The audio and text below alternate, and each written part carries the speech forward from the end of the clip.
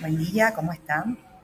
Bueno, en el módulo de hoy, el módulo 9, vamos a hablar un poco de microbiota, algo muy nombrado en los últimos años, donde han aumentado las investigaciones, que destacan la microbiota intestinal como un factor importante y que va generando como cada vez más hipótesis, giran en torno de la lactancia, de las primeras vacunas, del contacto, de la vía de parto.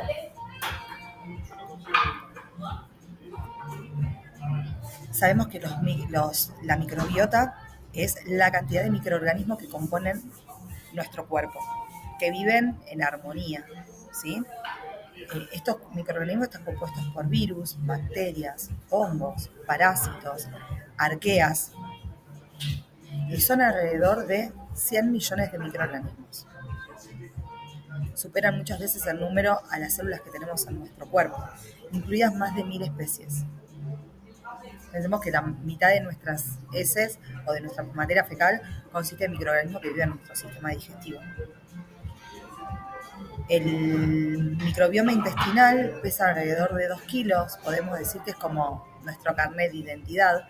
Un tercio de su composición es común a la mayoría de las personas y 2/3 son propios nuestros. Hay muchos factores que influyen en esto, que los vamos a ver ahora en un ratito, y depende de cómo influyen estos organismos, va a ser cómo va a reaccionar nuestros microorganismos. O van a ser menos diversos o vamos a tener una flora bacteriana más diversa. Pensemos que la composición varía de acuerdo al lugar donde está colonizado, pero tiende a permanecer constante en cada uno. Pero esta constancia hace que nos mantengamos saludables. A esta tendencia de mantenernos saludables o a esta constancia se le llama homeostasis, ¿sí? Pensemos, y habíamos dicho que hay factores que influyen en esta microbiota, ya sea la alimentación, el estilo de vida, los medicamentos. Fíjense la cantidad de funciones que tienen dentro de las metabólicas, nutritivas, protectoras, inmunitaria. Dentro de lo metabólico, a través de la transformación de los carbohidratos de la alimentación, de la dieta, o sea, de la fibra, a monosacáridos y ácidos grasos de cadena corta, contribuye a mantener el peso corporal a través de la regulación del metabolismo energético, produce la síntesis de vitamina K y de varios componentes como la vitamina B12, incluida la B1 también, protectora, inmunitaria. Ahora vamos a verlo una por una.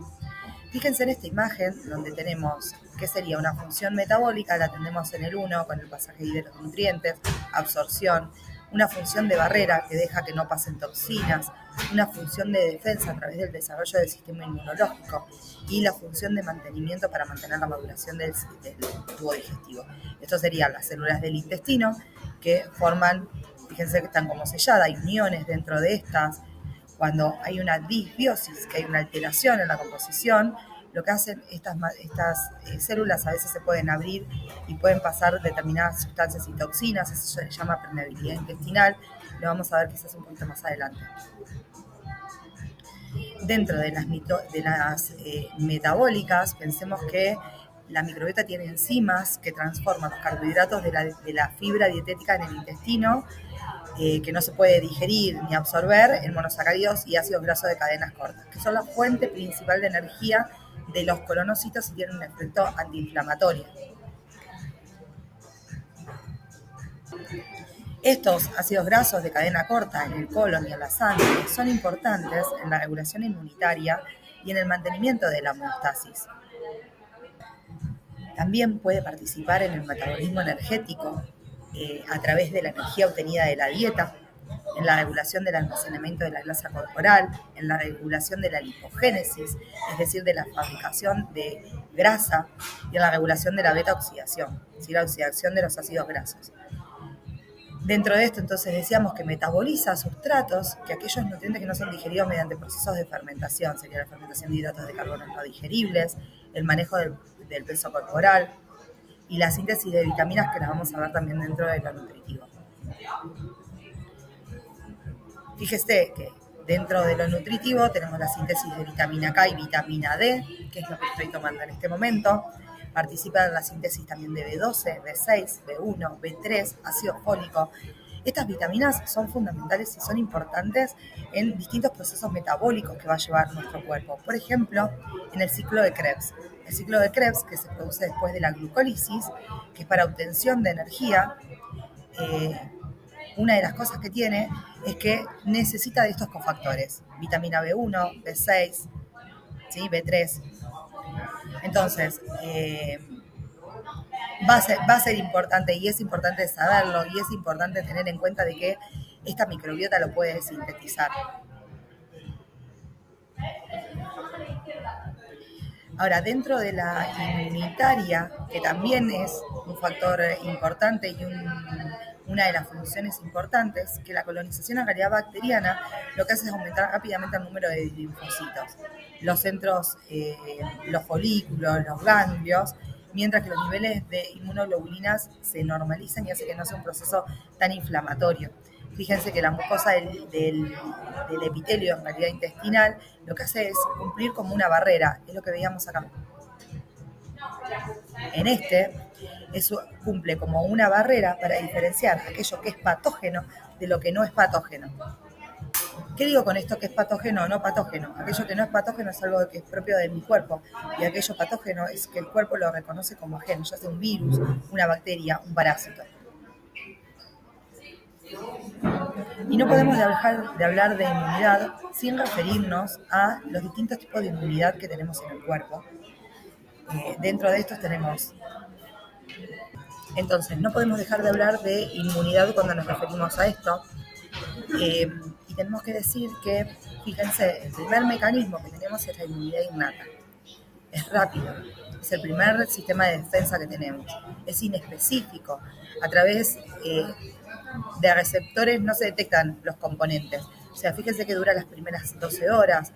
Esto es lo que adquirimos desde la persona que nos gesta, de la que lactamos, ¿sí? Porque esto es lo que constituye y serían las inmunoglobulinas de defensa que pasan con el calostro.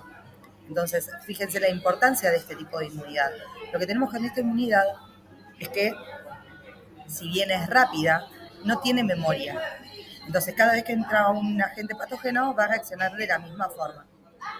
Pero después tenemos otras, que es la inmunidad adquirida, que es la inmunidad adaptativa, que incluye estructuras más organizadas. Fíjense que tenemos linfocitos B, linfocitos T, anticuerpos, células T efectoras, que lo que hacen, estas sí tienen memoria y pueden reaccionar frente al mismo antígeno en otras oportunidades.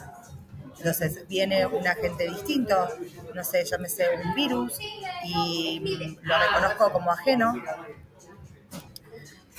Cuando reconozco a este agente como externo, se empiezan una serie de cascadas que lo que hacen es activar a reconocedores, a linfocitos, para que se desencadene este tipo de inmunidad. Ahora, dentro de los factores que modifican esta microbiota tenemos la genética humana, las interacciones inmunes en el desarrollo temprano.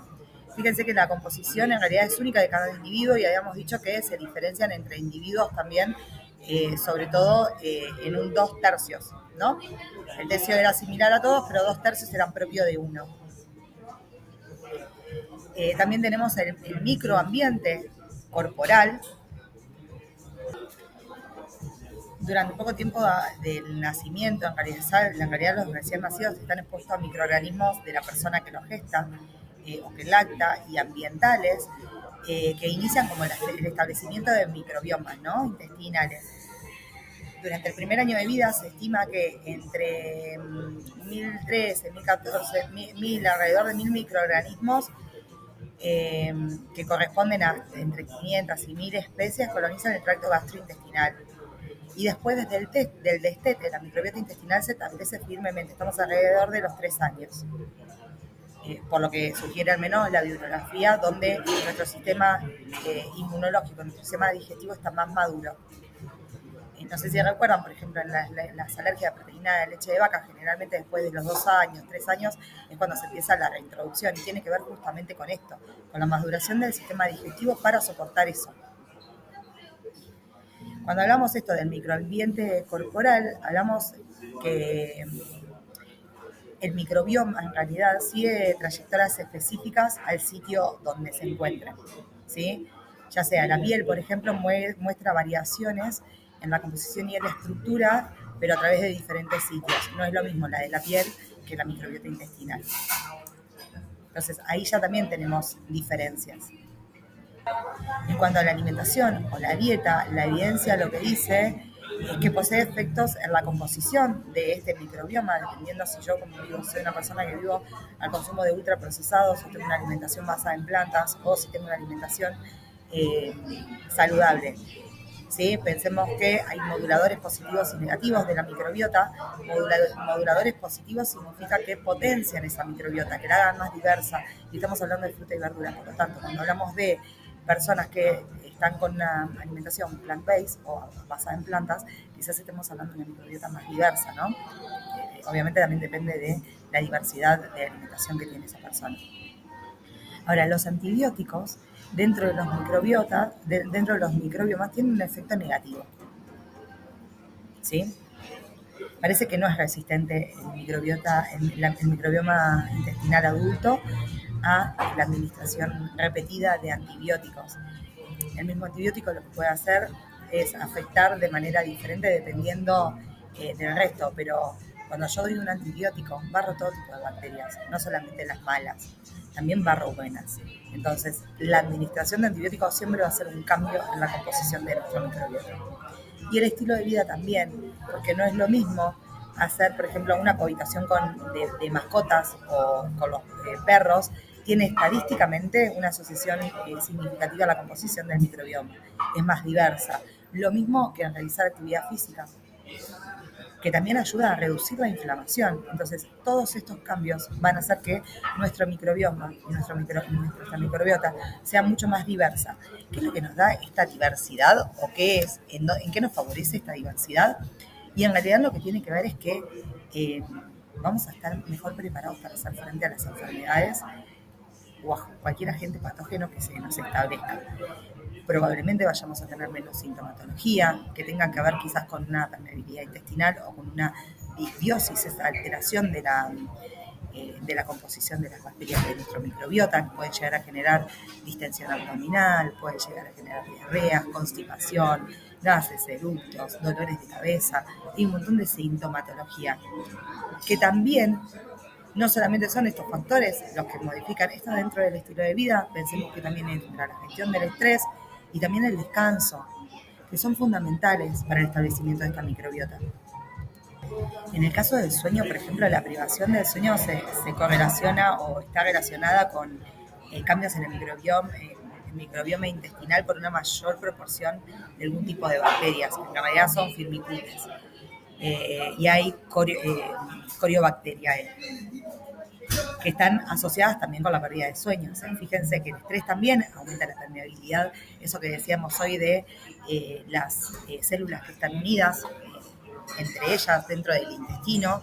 La situación de estrés aumenta esta permeabilidad, que estas células se abran y dan cambio también a la cantidad de bacterias que hay. Acá da más lugar a bacteroides y a cinobacterias, que son otros dos, y son marcadores, hay algunos marcadores inflamatorios también. También está influenciada por el ritmo circadiano, esta composición. Es decir, ritmo circadiano, estoy hablando de la interrupción del ciclo diurno-nocturno. Y esto no influye solamente en la lactancia o en el embarazo, también en el deseo de gestar.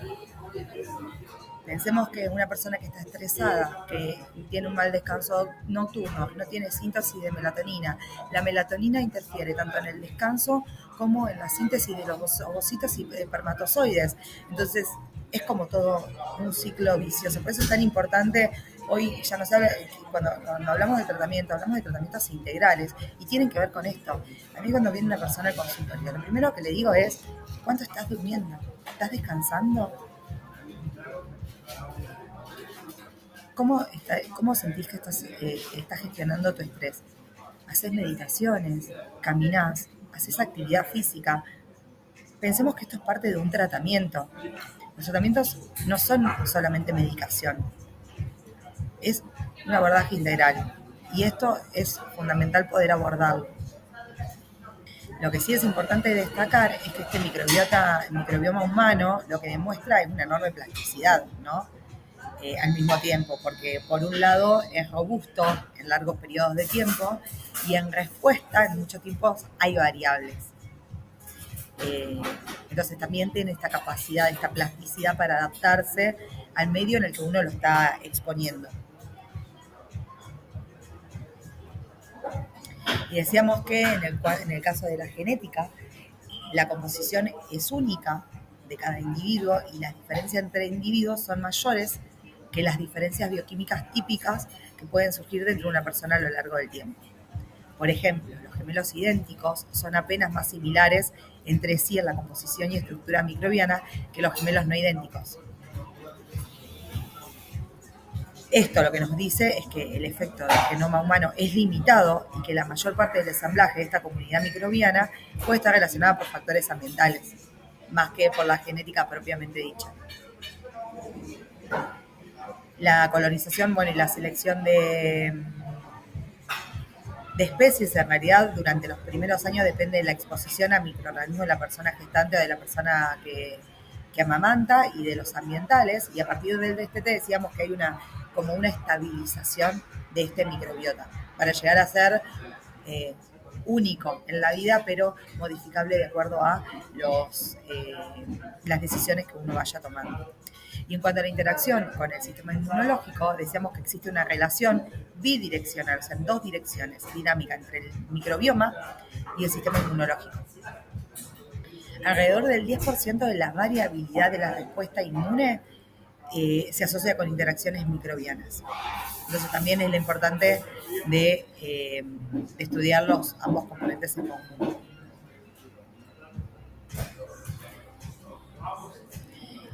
Y durante el embarazo, la persona gestante sabemos que experimenta cambios fisiológicos, metabólicos, que pretenden proporcionar un entorno intrauterino óptimo para el feto en desarrollo y asegurar un crecimiento, desarrollo y acomodación adecuados, ¿no? Estos cambios gestacionales incluyen modificaciones endocrinas, inmunológicas, metabólicas, que promueven un estado proinflamatorio, lo que lleva a cambios específicos en la microbiota de la persona gestante, en diferentes partes del cuerpo, en la vagina, en el intestino, en la cavidad oral. Ahora, aquellos bebés que nacen por parto vaginal, tienen una microbiota más parecida a la de la vagina de la persona que lo parió, a diferencia de quienes nacen por cesárea, que tienen una microbiota más parecida a la piel. Esto tiene que ver con el contacto, ¿sí? Y es importante conocer si durante los primeros años de vida estos bebés han sido amamantados, ¿sí? Y el tipo de variedad de alimentación y esta alimentación complementaria, si utilizaron antibióticos, si no, los factores que interfieren en esta adquisición de esta diversidad. Si a nosotros llega un niño de 3 años, quizá no nos llegue, ¿no? Un niño de 3 años, pero no nos llegue un año o 2 años por un destete, para nosotros también va a ser importante conocer cómo fue la lactancia, si hubo lactancia humana o no, si fue una lactancia también complementaria, más que nada para conocer cómo se desarrolla este microbioma. Hoy sabemos que la translocación de bacterias comienza en el primer trimestre de embarazo y que aún es mayor en el tercero. Sabemos que también la leche humana juega un papel fundamental en el establecimiento de esta comunidad microbiana a través de la transición de la microbiota de la leche al intestino y la protección de las especies dañinas por los anticuerpos de la persona gestante, y que a los 3 años, vuelvo a repetir, a los 3 años, porque esto es importante, la microbiota intestinal se vuelve similar a la del adulto. Sabemos que aquellos microorganismos que adquirimos durante los primeros años nos dan la diversidad suficiente para que una microbiota se sustente a lo largo de los años. Por eso es importante también qué es lo que sucede durante estos primeros 1000 días, ¿no? No solamente tenemos la gestación, el vínculo, la lactancia, sino que además tenemos algo que nos va a acompañar el resto de la vida. La microbiota, ¿no? Entre otras cosas. Y esto nos da la capacidad de adaptación a las agresiones del entorno. Fíjense que acá tienen un estudio, este es del 2023, que habla sobre los cambios de la microbiota en el embarazo. Sabíamos que antes se creía que los tejidos y los órganos eran estériles durante el embarazo, hoy ya sabemos que no, y que hay etapas en las que, por ejemplo, el primer trimestre de embarazo, ya hay cambios dentro de la microbiota de la persona gestante y el feto, ¿no? Pensemos cuando hablamos de lactancia que el calostro es considerada como la primera vacuna, que tiene un alto contenido en inmunoglobulinas, que protege a los recién nacidos de los gérmenes ambientales, favorece la modulación de los sistemas de defensas, esto que ya venimos hablando y venimos dando, ¿no? Estas inmunoglobulinas que cubren el tracto digestivo, evitando la adherencia de patógenos también. Y por otro lado, es rico en factores de crecimiento que estimulan la maduración de este aparato digestivo y del sistema de defensas. Fíjense que no es algo que no hayamos visto antes, es algo que ya lo ven habitualmente, pero hoy le pusimos el nombre de microbiota. Esta microbiota se encuentra en la circulación enteromamaria, así como en la circulación retrógrada de la piel de la glándula mamaria, y desde el punto de vista funcional se ha demostrado que la transferencia de esta microbiota hacia el tubo digestivo del lactante se relaciona con una mejor tolerancia digestiva, menos frecuencia e intensidades disfuncionalidades del eje cerebro-intestino-microbiota y mejora mucho la inmunidad. La cantidad de oligosacáridos que tiene, como los prebióticos, hacen que impidan la proliferación de microorganismos no deseados. Entonces, podemos decir, por un lado, que la importancia de los 3 primeros años de vida son importantísimos en la programación de la microbiota para obtener una microbiota más madura, al igual que nuestro sistema intestinal, y que factores como la microbiota de la persona gestante, el tipo de nacimiento, la lactancia, el consumo de antibióticos y el entorno son fundamentales, son factores fundamentales que modulan la actividad de esta microbiota.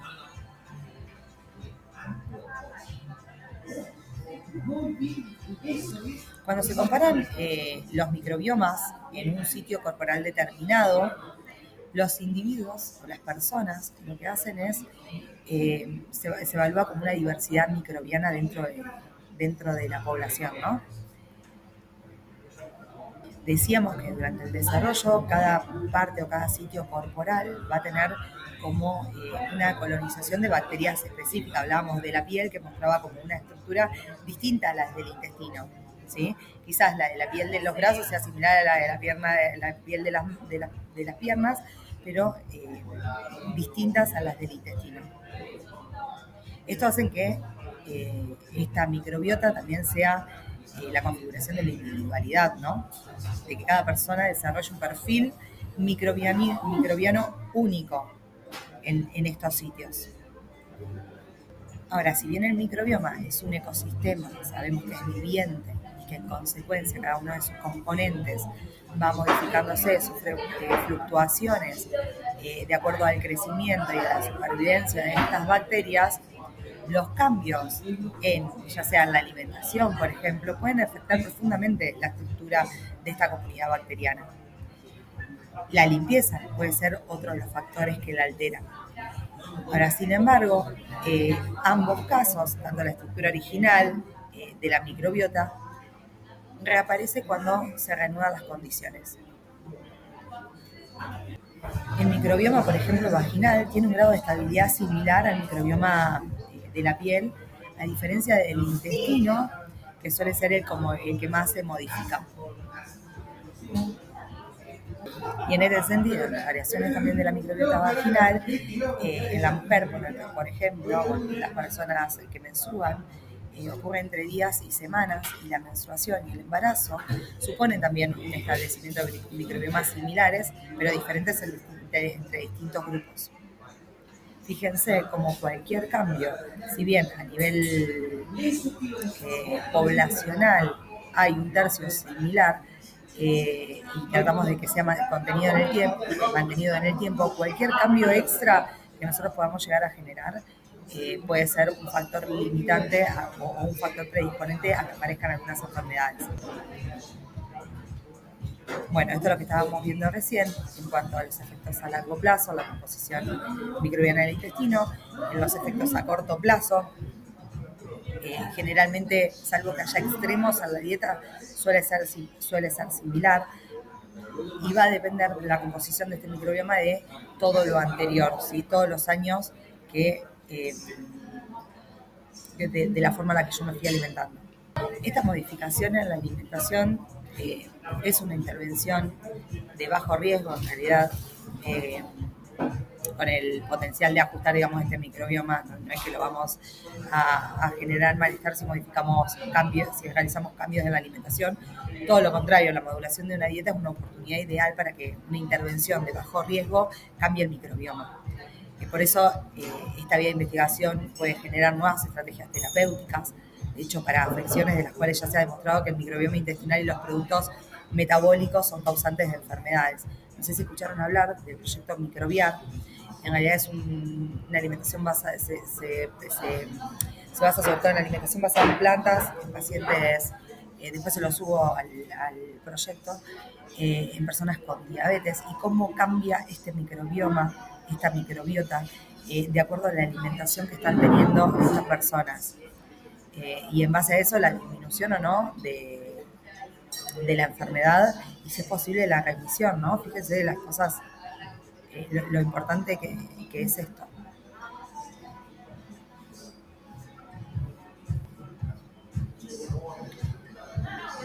Y habíamos dicho acá que los antibióticos tienen una influencia importante dentro de la microbiota, porque barren todo tipo de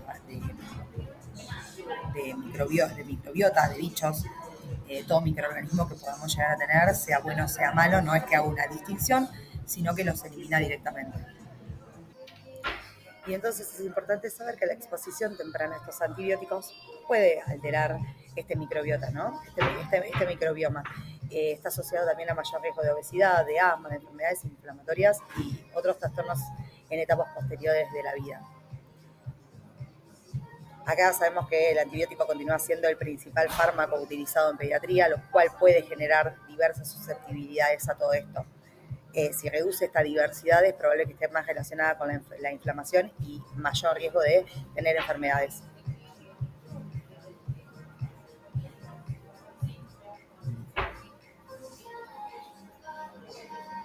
Y se cree esto de que el estilo de vida tiene una fuerte influencia en la composición de estos microbiomas.